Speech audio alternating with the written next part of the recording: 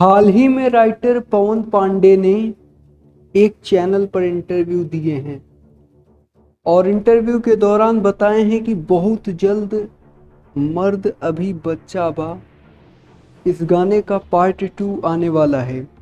जी हाँ दोस्तों, पवन पांडे इंटरव्यू के दौरान बताए हैं कि शामुन के बाद सावन जो चल रहा है उसके बाद आप सभी के बीच में खेसारी लाल यादव जी का मर्द अभी बच्चा बा इसका पार्ट 2 बहुत जल्द आने वाला है। बहुत ही स्पेशल होने जा रहा है।